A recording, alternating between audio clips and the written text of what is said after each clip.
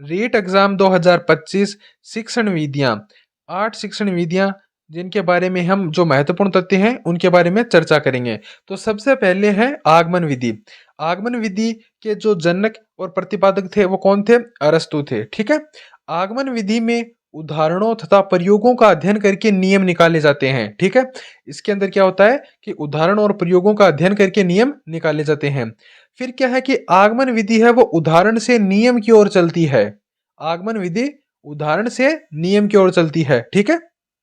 पहले उदाहरण दिया जाता है, उसके बाद जो है वो नियम सिखाए जाते हैं। ठीक है। आगमन विधि के अंदर फिर क्या है कि यह शिक्षण विधि छात्र केंद्रित विधि है। अगर एग्जाम के अंदर क्वेश्चन पूछा जाए कि आगमन विधि है वो किस प्रकार की शिक्षण विधि है, तो आगमन विधि छात्र केंद्रित विधि है। ठीक है। उसके बाद क्या है कि विद्यार्थियों को करके सीखने पर बल देती है, यानी विद्यार्थियों को जो प्रयोग करके या फिर जो कार्य करके सीखने पर बल देती है। कौन विधि? आगमन विधि। ठीक है। उसके बाद क्या है कि आगमन विधि के शिक्षण सूत्र, कितने सूत्र हैं? 3 सूत्र हैं। ठीक है। एग्जाम के अंदर क्वेश्चन पूछा जाएगा जिसमें 4 सूत्र दे दिए जाएंगे और पूछेगा कि आगमन विधि का निम्न में से कौन सा सूत्र नहीं है। तो पहला सूत्र क्या है? स्थूल से सूक्ष्म की ओर। दूसरा क्या है? ज्ञात से अज्ञात की ओर। तीसरा सूत्र क्या है? मूर्त से अमूर्त की ओर। तो ये 3 सूत्र हैं जो आगमन विधि के शिक्षण सूत्र हैं। कौन कौन से? स्थूल से सूक्ष्म की ओर, ज्ञात से अज्ञात की ओर, मूर्त से अमूर्त की ओर। ठीक है। उसके बाद हम अगली विधि पढ़ेंगे, निगमन विधि। आगमन विधि की ठीक विपरीत होती है निगमन विधि। निगमन विधि के जनक कौन है? अरस्तु हैं। ठीक है। यह विधि नियम से उदाहरण की ओर चलती है। निगमन विधि जो है वो विधि नियम से उदाहरण की ओर चलती है। इसके अंदर क्या होता है? इस विधि में सर्वप्रथम विद्यार्थियों को नियमों का ज्ञान दिया जाता है। पहले नियम बताए जाते हैं इस विधि के अंदर। ठीक है। इसके पश्चात उदाहरण देकर उन नियमों को समझाया जाता है। यह विधि शिक्षक केंद्रित विधि कहलाती है। आगमन विधि जो है वो छात्र केंद्रित विधि है और निगमन विधि जो है वो शिक्षक केंद्रित विधि कहलाती है। इसके अंदर क्या होता है कि विद्यार्थियों को पहले नियमों का ज्ञान दिया जाता है, उन्हें नियम बताए जाते हैं, फिर इन नियमों को है वो उदाहरण देकर समझाया जाता है। ठीक है। उसके बाद अगला पॉइंट क्या है कि इसमें शिक्षक ही सारे नियम सिखाते हैं। निगमन विधि आगमन विधि के ठीक विपरीत कार्य करती है। क्या होता है कि निगमन विधि के अंदर शिक्षक जो होते हैं वो सारे नियम है वो छात्र को सिखाते हैं। पहले विद्यार्थियों को नियम का ज्ञान दिया जाता है, फिर वो नियम उदाहरण देकर सिखाए जाते हैं। ठीक है। और यह शिक्षक केंद्रित विधि होती है। ठीक है। फिर हम देखेंगे कि निगमन विधि के शिक्षण सूत्र। ठीक है। तो अभी हमने देखा था आगमन विधि के शिक्षण सूत्र और अब हम देखेंगे निगमन विधि के शिक्षण सूत्र। तो क्या अभी हमने पढ़ा था कि ये उसके ठीक विपरीत कार्य करती है। तो उसके अंदर था स्थूल से सूक्ष्म की ओर, लेकिन निगमन निगमन विधि के अंदर क्या होगा? सूक्ष्म से स्थूल की ओर, ज्ञात से अज्ञात की ओर, नियम से उदाहरण की ओर और अमूर्त से मूर्त की ओर। ठीक है। आगमन विधि के अंदर इनका ठीक विपरीत होता है। ठीक है। स्थूल से सूक्ष्म की ओर, ज्ञात से अज्ञात की ओर और मूर्त से अमूर्त की ओर। ठीक है। और इसके अंदर 4 सूत्र पाए जाते हैं जो आपको ध्यान में रखने हैं। फिर अगली विधि है हमारी प्रोजेक्ट विधि। प्रोजेक्ट विधि के जो जनक या फिर प्रतिपादक हैं वो कौन है?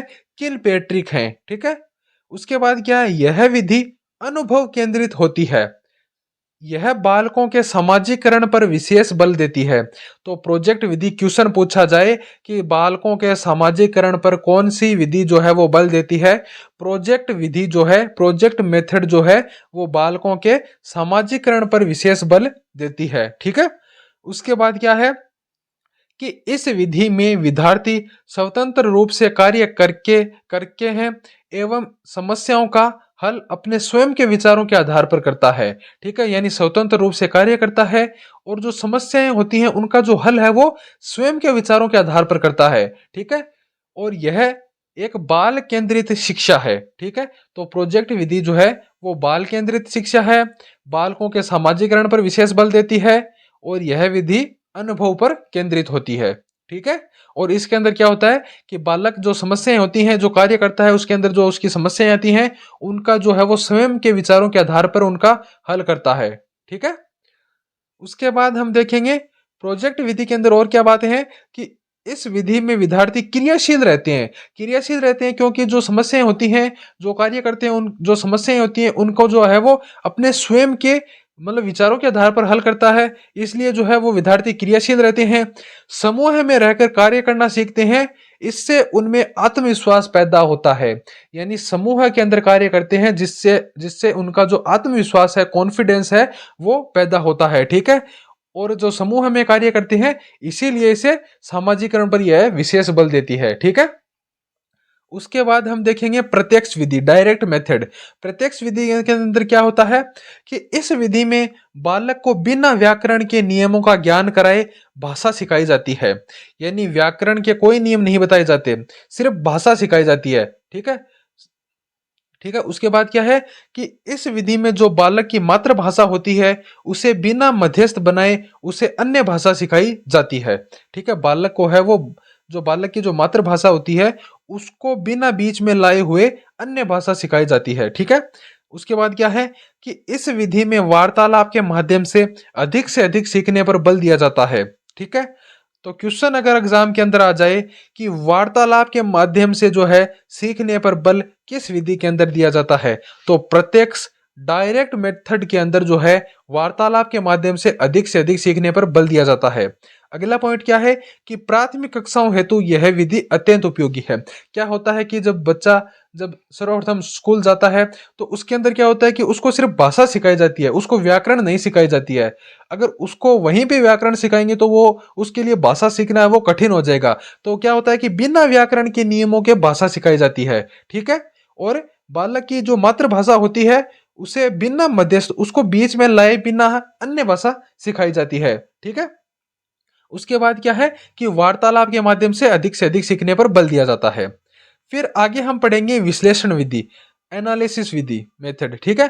तो इसके अंदर इनके जो जनक या फिर प्रतिपादक थे वो कौन थे? Henry Armstrong. ठीक है। Henry Armstrong. ठीक है। उसके बाद क्या पॉइंट है कि इस विधि में समस्या को छोटे छोटे भागों में बांटकर उनका अध्ययन व समीक्षा करते हुए हल किया जाता है। क्या होता है? विश्लेषण विधि, नाम से ही पता चल रहा है कि विश्लेषण किया जाता है, यानी जो समस्या होती है उसको छोटे छोटे भागों में बांट दिया जाता है, उसका अध्ययन किया जाता है और उसका अध्ययन करते हुए जो है उसका जो हल है वो उसको किया जाता है, उसके हल है वो ढूंढे जाते हैं। ठीक है। विश्लेषण विधि में। ठीक है। अगला पॉइंट है, अगली विधि है संश्लेषण विधि। ठीक है। इसके अंदर क्या होता है, इसके जो जनक हैं और प्रतिपादक हैं वो कौन है? Henry Armstrong. ठीक है। विश्लेषण विधि और संश्लेषण विधि दोनों के जनक कौन है? Henry Armstrong. ठीक है। इसके अंदर क्या होता है, विश्लेषण करने के बाद ही संश्लेषण का कार्य किया जाता है। ठीक है। इस विधि में किसी समस्या या गतिविधि के छोटे छोटे भागों को जोड़ते हुए समस्या का हल किया जाता है। ठीक है। संश्लेषण विधि यानी विश्लेषण करने के बाद है वो संश्लेषण किया जाता है। ठीक है।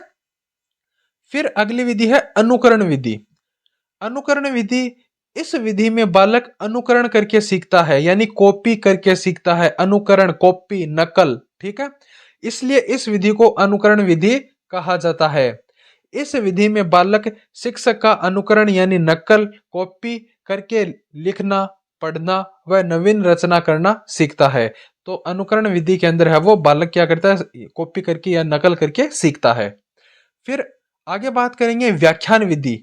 व्याख्यान विधि के अंदर क्या है कि व्याख्यान विधि में किसी तथ्य विषय की व्याख्या की जाती है। व्याख्यान विधि को शिक्षण की सबसे प्राचीन विधि माना जाता है।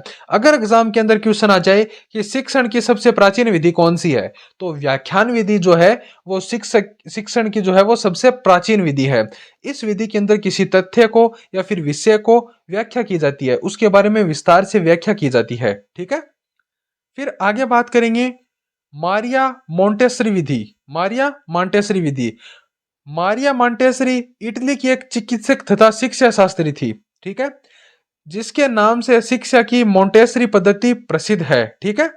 इस विधि में 2.5 से 6 वर्ष तक के बच्चों हेतु प्रयोग में ली जाने वाली विधि है। तो मारिया मोंटेसरी विधि जो है वो किस वर्ष के बच्चों के लिए उपयोगी है? 2.5 वर्ष से 6 वर्ष के बच्चों के लिए। यह विधि, इस विधि का प्रयोग मंद बुद्धि बालकों के लिए किया जाता है। तो मंद बुद्धि बालकों के लिए किस शिक्षण विधि का प्रयोग किया जाता है? मारिया मोंटेसरी विधि का प्रयोग किया जाता है।